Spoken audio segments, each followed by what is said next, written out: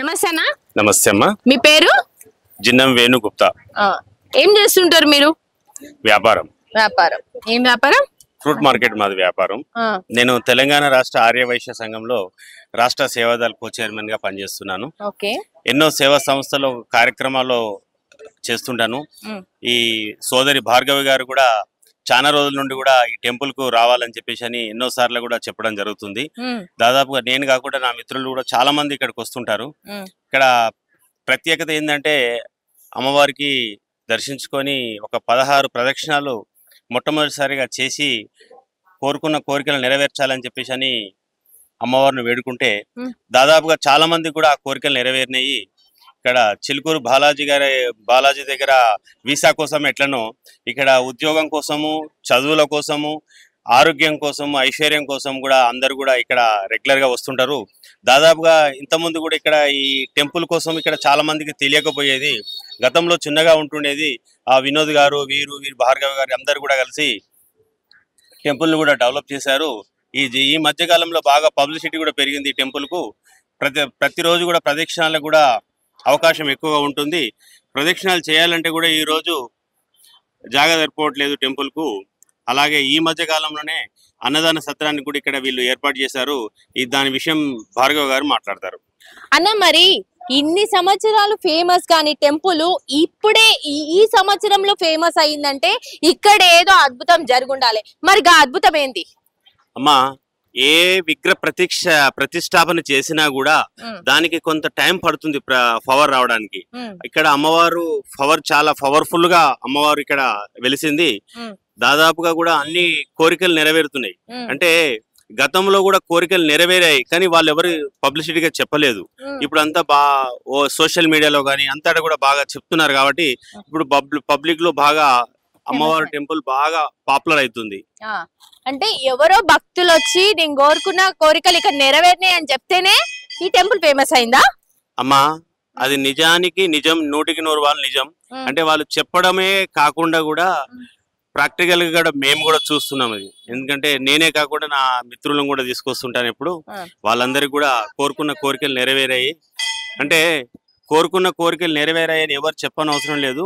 Automatic ఇక్కడ జనాలు చూస్తుంటే కూడా వాళ్ళకి అర్థమైపోతుంటది. అన్న, ఒక టెంపుల్ ఫేమస్ కావాలంటే ఒకటి టెంపుల్ లో ఏదన్నా జరగాలి, లేకపోతే టెంపుల్ కి వచ్చిన వాళ్ళకి ఏదన్నా జరగాలి, అంటే అద్భుతం ఏదో జరగాలి. మరి అది ఏదో జరుగుంటది. మరి నువ్వు ఎందుకు నమ్మినావన్నా? మీ ఫ్రెండ్స్ చెప్పిరని నమ్మి వచ్చినవా? అమ్మా, ఇక్కడ జరిగిన మిరాకిల్ మీరు చెప్పమంటున్నారు. అదే కావాలి మాకు. ఇప్పుడు ఇక్కడ జరిగిన మిరాకిల్ అనేది మా సోదరి క్లియర్ గా గుడి పక్కకే ఉంటుంది కాబట్టి క్లియర్ గా చెప్పిస్తుంది. ఒకసారి మాట్లాడండి. అయితే నువ్వు ఎన్నోసార్లు ఈ టెంపుల్ కి రావడం? దాదాపుగా 3-4 సార్లు వచ్చాము. 3-4 సార్లు. అంటే మీ ఫ్రెండ్స్ చెప్పిరని, అక్క చెప్పిందని? అవును. అంతేనా? అంతే. అంతేగాని ఈ టెంపుల్ గురించి మీకేం తెలియదు? అమ్మా, నాకు తెలిసింది తక్కువ. ఎందుకంటే ఈ ప్రాంతవాసులు ఇక్కడ ఫౌండేషన్ ఇక్కడ టెంపుల్ కట్టినప్పటి చిన్నప్పటి ఉన్న వాళ్ళు వీళ్ళు కాబట్టి నాకంటే ఎక్కువగా వాళ్ళకి తెలుసు. వాళ్ళు ఏదంటే వాళ్ళు మీకు క్లియర్ గా వివరిస్తారు. అయితే అక్క ఇక్కడే ఎన్నో సంవత్సరాల నుంచి ఇక్కడే ఉంది. మరి ఈ టెంపుల్ గురించి పూర్తి వివరణ కావాలంటే ఈ అక్కని అడిగి మొత్తం ముచ్చట్లన్నీ తెలుసుకుందాం. అక్క ఏమేం చెప్తుంది, ఇక్కడ అద్భుతాలు ఏం జరిగినాయి, అసలు ఈ టెంపుల్ ఎందుకు ఫేమస్ అయింది, ఈ మధ్య ఎందుకు ఫేమస్ అయింది, ఒకప్పుడు ఫేమస్ కాని టెంపుల్ ఇప్పుడు ఎందుకు ఫేమస్ అయిందని అక్కని అడిగే తెలుసుకుందాం. చలో అక్క, నీ పేరు? నా పేరు భార్గవి అమ్మ. కొంచెం గట్టిగా మాట్లాడు. భార్గవి నా పేరు. నేను ఇక్కడ బొడుపల్లి శ్రీ సాయి ఎన్క్లేవ్ కాలనీలో ఉంటాను. గుడి వచ్చేసి పెంటారెడ్డి కాలనీ, మా కాలనీకి టచ్ అయి ఉంటుంది. మీరు అడిగిరు కదా ఇప్పుడు నిమిషాంబిక టెంపుల్ ఏదో ఒక మిరాకిల్ కావాలి అనేసి. అయితే ఇంతకు ముందుకు వేరే అయ్యగారు ఉండే. రెగ్యులర్ గా అన్ని గుళ్ళు అయినట్టే పూజలు అవుతున్నాయి, అన్ని గుళ్ళు అయినట్టు సేవలు అవుతున్నాయి. నెక్స్ట్ ఏంటంటే ఆయన ఒక 5 years తర్వాత చంద్రశేఖర్ శర్మ గారు, మద్రిమ గారు వాళ్ళిద్దరు కొత్తగా అపాయింట్మెంట్ అయ్యారు గుడికి. వాళ్ళు వచ్చినాక 2018 లో వాళ్ళు వచ్చినాక అమ్మవారికి విశిష్టత పూజలు, అమ్మకి ఎట్లా పవర్ తేవాలి, భక్తుల ప్రాబ్లమ్స్ ఎట్లా క్లియర్ చేయాలి. కామన్ గా అందరు పూజలు చేస్తారు, అయిపోతుంది, గుడి కోసం కొబ్బరికాయ కొడతాం వెళ్ళిపోతాం, అది కాదు. వచ్చిన భక్తుల కోరికలు ఎట్లా నెరవేరాలి, అమ్మకి ఎలాంటి పూజలు చేస్తే ఆమె లోపల పవర్ వస్తుంది. వేద పండితులని వాళ్ళందరు తీసుకొచ్చి కొన్ని ఏండ్ల నుంచి అమ్మకు పూజలు చేస్తున్నారు. ఆమె లోపల అన్నది పవర్ అన్నది పెంచుతున్నారు. ఇప్పుడు మనం చిన్న రాయి పెట్టుకొని వేప చెట్టుకు రాయి వదిలిపెట్టండి, వేప చెట్టుకు 2 బొట్లు పెట్టేసి అమ్మ అనేసి రాగి చెట్టు వేప చెట్టు 2 చుట్లు తిరిగితే పసుపు నీళ్ళు పోస్తే పిల్లలు పుడతారు అని అంటారు. మన హిందూ ధర్మంలో ఏంటి అంటే ఒక చిన్న రాయిని కూడా భగవత్ నామ స్మరణతోని మనం మొక్కుకుంటాం. అలాంటిది ఒక విగ్రహ ప్రతిష్టాపన అంటే ఒక అమ్మవారి లోపల ఒక విగ్రహం లోపల పవర్ పోసి ఎన్నో పూజలు చేస్తే గానీ ఇంత శక్తి రాదు. మా కాలనీలో శ్రీదేవి అనే సంగీతం టీచర్, తను వాళ్ళ అబ్బాయిదే ఎగ్జాంపుల్ చెప్తాను. ఆ అబ్బాయి వచ్చిన ఒక 10 years వరకు పక్కన బయట ఎవరు మాట్లాడినా ఎవరు నవ్వినా కూడా వాళ్ళ ఇంట్లోని కొట్టేయడము, రక్కేయడము, కీకలు పెట్టి వాడికి వాడు కొరుక్కోవడము అలాంటివి చేస్తుండే. ఎప్పుడైతే ప్రదక్షిణలు అయ్యగారు వచ్చినాక మీరు ఇట్లా ప్రదక్షిణలు చేసుకోవాలి, మీరు ఇట్లా దీపాలు, ఫస్ట్ మన గుడిలో దీపం నిమ్మకాయ దీపం పెట్టింది నేనే అనమాట. స్టార్టింగ్ ఫస్ట్ స్కందగిరిలో పెడుతుండే నేను ఫాస్టింగ్ ఉండి. నాకు అంత దూరము రావడం పోవడం ఇబ్బంది అవుతుంది, అమ్మ దగ్గర దీపాలు పెట్టుకున్నా అనమాట. తర్వాత ఇప్పుడు నాకు ఎంత హ్యాపీ ఉంది అంటే ఫస్ట్ దీపం నేను వెలిగించుకున్నా, నా లైఫ్ లింక్ అది మెమరబుల్ అనమాట, అమ్మకు దీపం పెట్టి చేసుకోవడం.